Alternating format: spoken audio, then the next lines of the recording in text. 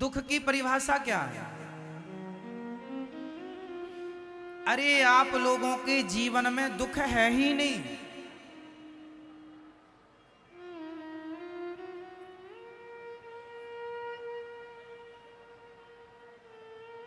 आप कहते हैं महाराज जी हमारे पास पैसा नहीं है। पैसा ना होना क्या ये दुख है? पैसा नहीं है तो काम करो, पैसा आ जाएगा। पैसा नहीं है ये कोई बात नहीं है। महाराज जी हमारा काम नहीं चलता, दुकान नहीं चलती,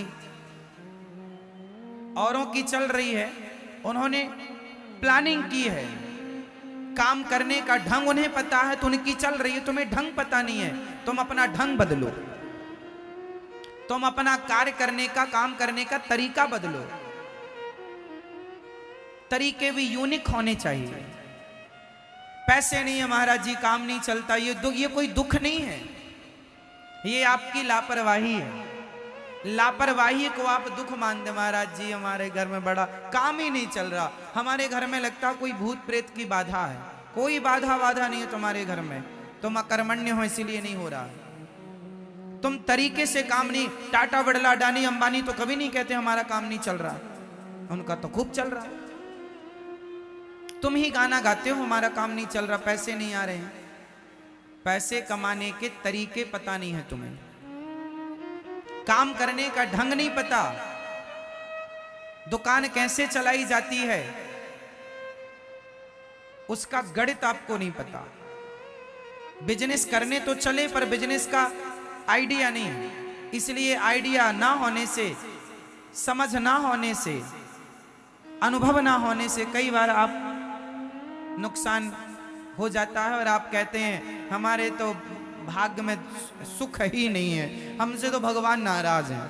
नहीं, भगवान किसी से नाराज नहीं होते, किसी से खफा नहीं है भगवान। तुम अपने तरीके बदलो।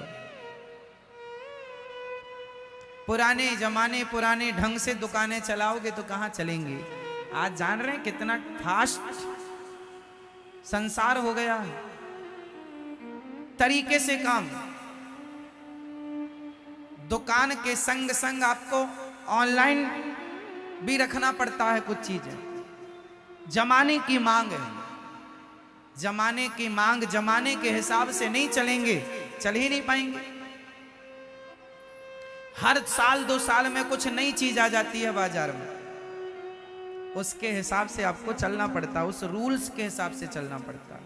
अब आप नहीं जी हम नहीं बदलेंगे अपना रूल, ना बदलो तो जाओ आउट। इसका एक उदाहरण मैं आपको दे दूं ज्वलंत। हमारे देश में आज से 10 साल पहले, 20 साल पहले सबके पास नोकिया फोन था, नोकिया। आज कितनों के पास नोकिया है? मार्केट से आउट हो गया, खत्म, सफाया। 1% 2% रह गया हो तो नहीं कह सकते। ये नोकिया जब एंड्रॉइड मोबाइल आने लगे ना मेरी माँ, टच मोबाइल आने लगे, स्क्रीन टच मोबाइल जब आने लगे तो उन सॉफ्टवेयर की कंपनियों ने, उन लोगों ने कहा नोकिया से तुम्हारी सेल अच्छी है, तुम्हारा नाम अच्छा है, तुम ये टच मोबाइल तुम ले लो और ये सिस्टम हमसे तुम ले लो, ये सॉफ्टवेयर हमसे आप खरीद लो, ये टेक्निक, ये टेक्नोलॉजी आप हमसे ले लो। नोकिया ने कहा क्या जरूरत है, हमारा तो यूं ही चल रहा। बस उस समय संसार, उस समय देश बदल रहा था।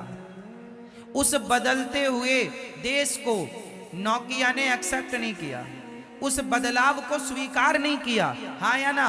जब उसने अपने मोबाइल पर कोई बदलाव ना किया, इस घमंड में रहा कि हमारी तो यूं ही सेलिंग है, और जब ऐसे एटीट्यूड में रह गया कि हमें क्या जरूरत है बदलाव की, और बदला नहीं, तो आज देखिए एंड्रॉइड मोबाइल हर हाथ में है, नोकिया 1% 2% रह गया, क्योंकि उसने समय के साथ अपने को बदला नहीं।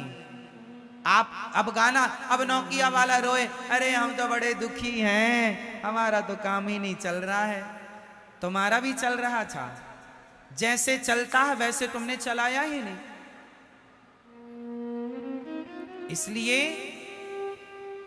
आप भगवान के नाम पर रोना बंद करिए। पहले तो हम दुखी हैं, हमारे ऊपर दुख का पहाड़ टूटा है, पहले तो ये गाने डिलीट करिए अपनी डिक्शनरी से और अपने आप को अपडेट कीजिए, अपने आप को जमाने के हिसाब से सेट कीजिए। और जो जमाने की चाह है, उस समय एंड्रॉयड मोबाइल की डिमांड थी, दूसरी कंपनियों ने लॉन्च कर दिया, नोकिया देखता का देखता रह गया, हाथ देखते देखते पूरी दुनिया में छा गया एंड्रॉयड मोबाइल। हाँ या ना? इसलिए क्या चाहिए जीवन में? परिवर्तन। किसके हिसाब से? समय के हिसाब से। नहीं करेंगे तो परिणाम नोकिया जैसा। तो आप इसे दुख मान रहे थे, जबकि ये दुख नहीं है, ये तुम्हारी समझ की, ये तुम्हारी नीतियों की कमी से होता है। वो राजा हार जाता है युद्ध जिस राजा की नीतियां अच्छी नहीं होती। हाँ या ना? युद्ध कई बार रणनीति से जीते जाते हैं, कूटनीति, राजनीति, रणनीति, अर्थनीति, ये सब नीतियां हैं। हाँ या ना? इसलिए आपको कौन सी नीति? चाणक्य को पकड़ लिया सिकंदर ने। इतिहास की बातें सुना रहा हूं, सुनो। चाणक्य को पकड़ लिया सिकंदर ने। तुम बड़े ज्ञानी पंडित हो, बड़ा दिमाग लगाते हो, मार दूंगा तुम्हें, पर तुम्हें सजा मैं ऐसी नहीं दूंगा, दर्दनाक दूंगा। एक लोहे का नंदी बनाया, बैल। इतिहास के पन्नों में लिखा है, पढ़ लेना कभी फुर्सत मिल जाए व्हाट्सएप फेसबुक से। तो चाणक्य को लोहे का नंदी बनाया सिकंदर ने। राजा, जो भी मुगल राजा रहा हो, उस राजा ने बनाया लोहे का नंदी, बैल, और नीचे लगाई आग, और चाणक्य को कहा इसमें घुस जाओ। जिंदा जलाना चाहता था वो, और 4 बड़े बड़े वैद्य खड़े कर लिए देखने के लिए कि ये मर गया कि नहीं। चाणक्य से पूछा कि तुम्हारी आखिरी इच्छा क्या है? बोले ये हमारे गंगा की माटी है, हम भारतीय हैं, एक बार हम अपनी माटी को अपने शरीर पर लेपना चाहते हैं। पूरे शरीर पर वो बालू, वो माटी, उसने, चाणक्य जी ने पूरे शरीर पर बालू का लेप कर लिया। पूरा शरीर ऊपर से नीचे तक बालू से, उस लेप से, माटी के लेप से भर लिया। घुस गए नंदी के अंदर, आग लगी, पूरा लाल हो गया, घंटों तक जलती रही आग। अब तो लगा कि मर ही गया होगा। ढक्कन खोला, निकाला, चाणक्य बिल्कुल अचेत थे।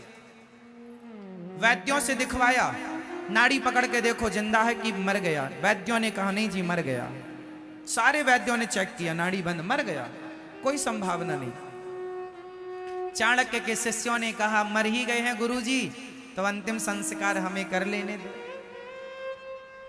चेले लेकर चले गए, राजा को लगा मर गए, पर चाणक्य 6 घंटे बाद उठ के बैठ गए। लोगों ने कहा रे आप जिंदा हैं, कैसे? बोले मैंने चकमा दे दिया उसे। कैसे चकमा दिया? बोले जो मैंने माटी लगाई थी वो माटी सामान्य नहीं थी, वो माटी ऐसी थी कि वो आग की ताप को भी सह सकती है। और वो जैसे आज भी ऐसे कुछ केमिकल होते हैं, आज भी ऐसा आप यदि हाथ में केमिकल लगा के हाथ आग में डाल दो तो कुछ देर के लिए आपका हाथ जलेगा नहीं, क्योंकि वो केमिकल जो है वो आपकी रक्षा करता रहेगा। ऐसे चीजें डॉक्टरों के पास, वैज्ञानिकों के पास ऐसे इस प्रकार के कुछ केमिकल होते हैं। हाँ या ना? तो ये बात चाणक्य को पता थी कि यहाँ की ये माटी में ये गुण है कि यदि इसे लगा के कोई आग में भी कूद जाए तो। चाणक्य ने फिर बोले आपकी तो नवज भी नहीं चल रही थी। बोले मैंने प्राणायाम साध लिया था, योगी भी तो थे ना वो, प्राणायाम साध लिया। चाणक्य कहते हैं भगवान मैं तेरा इतना बड़ा भक्त हूं और आपने मुझे बचाया ही नहीं ना।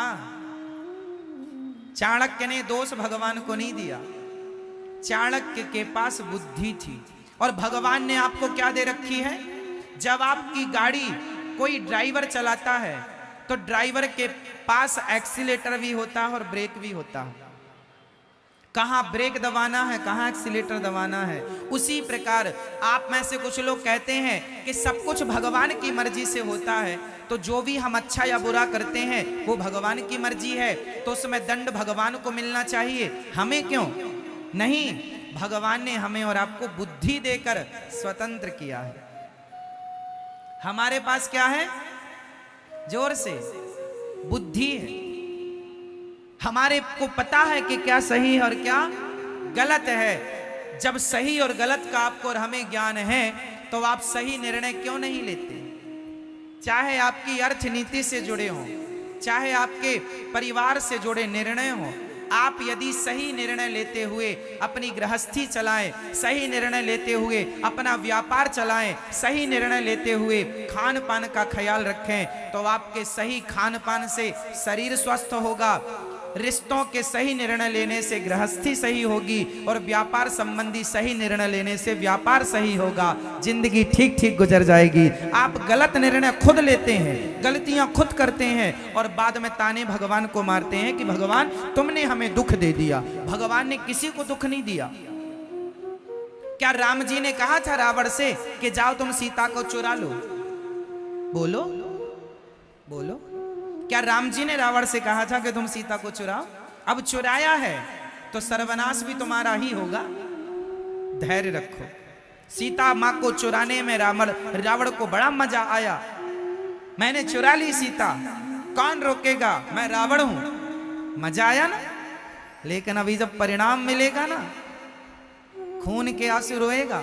जब सामने पूरा वंश नष्ट हो गया, 1 लाख बेटे मर गए युद्ध में, वो बेटे जो निर्दोष थे।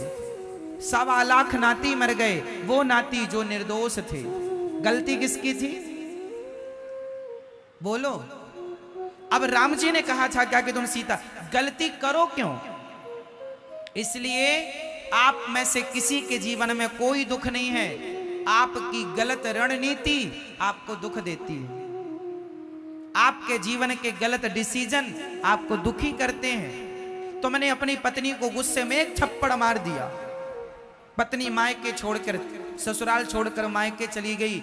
मेरे पति ने मुझे थप्पड़ मारा, अब मैं लौट कर नहीं आऊंगी। अब तुम्हें रो रहे हो, गुरुजी हमने गलती की, पत्नी को मार दिया, क्षमा मांगी, पर वो सुन नहीं रही है, बात नहीं हो रही है। तुमने अपने गुस्से पर कंट्रोल क्यों नहीं किया?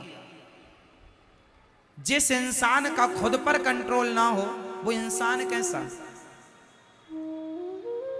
खुद पर कंट्रोल कुत्तों का नहीं होता, खुद पर कंट्रोल बंदरों का नहीं होता, खुद पर कंट्रोल जानवरों का नहीं होता। पर आप हर जानवर से, हर पशु से, पक्षी से आप लाख गुना समझदार हैं। हाँ या ना?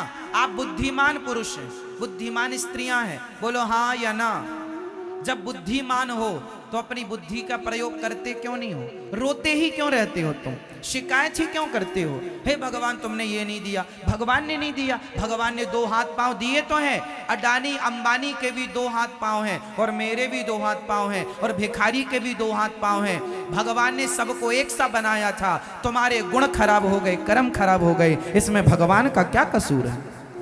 कर्म अच्छा करो, मेहनत करो, नीतियां सही हो तो तुम भी अडानी अंबानी हो जाओ, और नीतियां नहीं है तो भिखारी बने घूमते रहो और गालियां भगवान के देते रहो, हे भगवान तुमने हमें भिखारी बना दिया। भगवान ने तो इंसान बनाया था साहब, इंसान से तुम भिखारी हो गए। भगवान ने इंसान बनाया था, इंसान से तुम शैतान हो गए। भगवान ने इंसान बनाए थे, इंसान से कोई ध्रुव और प्रहलाद हो गया, इंसान से कोई राम और रावण हो गया। राम भी 2 हाथ पांव वाले थे, रावण भी 2 हाथ पांव वाला था, कृष्ण भी 2 हाथ पांव वाले थे, और कंस भी 2 हाथ पांव वाला था। एक के विचार ने कृष्ण बना दिया और एक के विचार ने कंस बना दिया।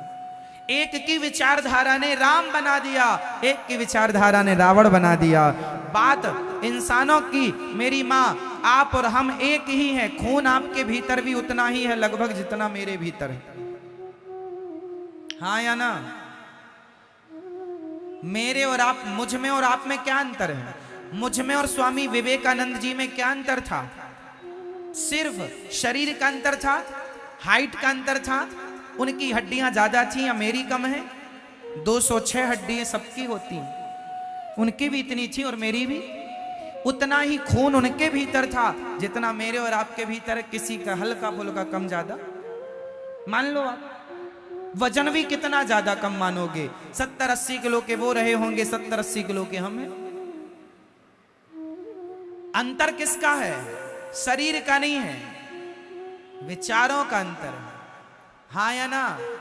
आप शरीर से बड़े नहीं हो सकते, आप बड़े हो सकते हैं तो सिर्फ अच्छे विचारों से। इसलिए अच्छे विचारों के साथ, अच्छी नीति के साथ अपना काम करो। यदि सफल होना और रोना ही है तो फिर तुम्हें कोई रोक भी नहीं सकता रोने। हे भगवान हम बड़े दुखी हैं, रोते रहो। ये हमारी मैयाएं रोती रहती हैं, महाराज हमारी बहू सुनती नहीं है, ये भी कोई दुख है? महाराज हमारा बेटा सुनता नहीं है, ये भी कोई दुख है? ये दुख नहीं है, तुम्हारी लापरवाही। तुमने अपने बेटे को संस्कार क्यों नहीं दिए सही वक्त पर? सही वक्त पर सही संस्कार दिए होते तो ये सवाल ना होता कि बेटा सुनता नहीं है। संस्कारी बेटा तो आज भी सुनता है, संस्कारी बहू है तो आज भी सुनती हैं। हर माँ बाप अपनी बेटी और अपने बेटे को संस्कार दें तो ये सवाल खत्म हो जाएगा कि बेटा सुनता नहीं, बहू सुनती नहीं। संस्कार देना छोड़ दिया इसलिए ये सवाल खड़े हो गए। और दोष किसको? हे भगवान, तुमने, भगवान ने कहा था कि तुम इस बहू से विवाह करो, इस लड़की से। भगवान ने कहा था जरा सी बहू के हाथ से एक कप टूट जाए, एक बार दाल में जरा नमक ज्यादा हो जाए तो सास ताने मारती है, यही सिखाया है तेरी माँ ने। और वही बहू जब फिर तुम्हें भर भर के नमक देती है बुढ़ापे में, और बुढ़ापे में जब तंग करती है तो रोती हो, महाराज बहू परेशान करती है। क्यों? शादी होके उसकी आई, नहीं नहीं तुमने भी तो उसे परेशान किया। भगवान ने कहा था कि तुम परेशान करो, अब किया है तो भोगो। जैसी करनी वैसी भरनी, आज किया कल पाएगा। और चढ़ता सूरज धीरे धीरे ढलता है। इसलिए मेरी माँ, दोष भगवान को ना दिया करो। ये देखो कि हम कहां गलत हैं, हमारी कहां गलतियां हो रही हैं। भगवान ने दुर्योधन को समझाया था महाभारत के पहले कि भाई मान जा, पांडवों को 5 गांव दे दे, मत कर महाभारत का युद्ध। समझाया था कि नहीं? किस किस को यह बात पता है कि समझाया था? मैया आपको पता है समझाया था? भगवान गए थे समझाने, हाँ या ना? बताओ, समझा था दुर्योधन? बोलो बोलो। नहीं, जैसे भगवान के समझाने से दुर्योधन नहीं समझा तो उसका नाश हो गया, उसी तरह आज बच्चे माँ बाप के समझाने से नहीं समझते, गुरु के समझाने नहीं समझते तो सर्वनाश तो होगा ही। बाद में फिर कहो भगवान ने किया, भगवान ने थोड़ी किया। भगवान ने तो माता पिता के रूप में, गुरु के रूप में तुम्हें समझाया था, सही रास्ता दिखाया था। ना मानो तो गलती भगवान की कहा। इसलिए हम दुखी हैं, ये कोई सवाल नहीं है। अच्छा, दुख किसे कहते हैं? अब हनुमान जी से पूछते हैं। जानत हूँ वास स्वामी बिसारी, फिर हित काहे ना होहि दुखारी। भगवान को भूल जाना ही सबसे बड़ा दुख है और भगवान का स्मरण बना रहे यही सबसे बड़ा सुख है। सुख और दुख केवल भगवान को भूल जाना दुख है, पर आपको भूल जाना दुख नहीं लगता। बहू नहीं सुनती ये दुख लगता, बेटा नहीं सुनता ये दुख मानती हो, पैसा नहीं आ रहा है ये दुख मानते हैं आप लोग, पर भगवान का स्मरण नहीं हो रहा, हम भगवान को भूल गए, ये दुख आप लोग मानते ही नहीं। दुख क्या है? भगवान का भूल जाना ही। हे नाथ, मैं आपको कभी हर स्थिति में भगवान का स्मरण बनाए रखो। बोलो हे नाथ जोर से। मेरी माँ, मैया, ओ मेरी माँ, ओ झोले वाली मैया, कहाँ जा रही हो मेरी माँ? बैठो, जहां हो वहीं बैठ जाओ मेरी माँ। सुनो, सबसे बड़ा सुख क्या है? भगवान का स्मरण आप दिन भर करें, ये सबसे बड़ा सुख है। और भगवान को भूल जाएं आप, यही सबसे बड़ा दुख है। तो बोलो, हे नाथ, मैं आपको कभी भूलू नहीं। हे श्रीमन नारायण, मैं आपको कभी भूलू नहीं। ऐसे भगवान जो सत्य चित आनंद स्वरूप हैं, राधा सहित श्री कृष्ण को हम बारंबार नमस्कार करते हैं।